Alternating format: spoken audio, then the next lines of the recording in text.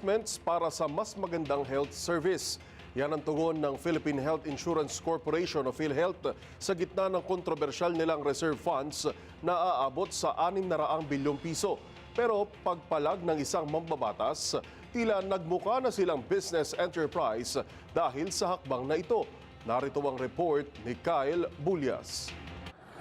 Inamin ng PhilHealth na ginagamit nila sa investments ang kanilang reserve funds na aabot sa 600 billion pesos.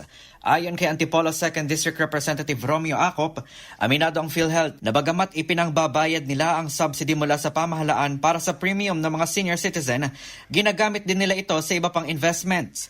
Dahil dito, kinwestiyon ni Acop ang hakbang na ito ng PhilHealth na para bang hindi na sila isang service provider kundi isang business enterprise na. Namin din nila sa pagtatanong ko kahapon na ini-invest din nila part of their investment.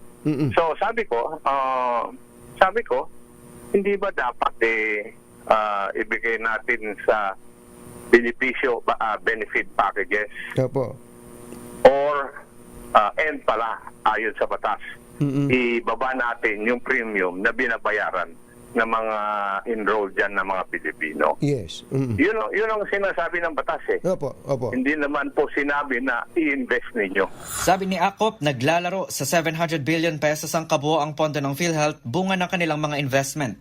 Giit naman ni PhilHealth Chief Emmanuel Ledesma, layo nila makapagbigay ng maayos na health insurance sa mga Pilipino at hindi ang kumita.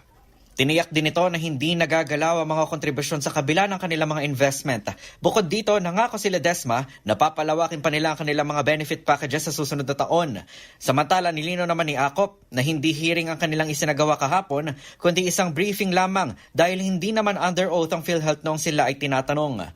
Ipinatawag niya ang PhilHealth dahil sa pagkwestiyon ng publiko sa binawing 89 billion pesos nilang excess funds at ang kanilang zero subsidy para sa taong 2025.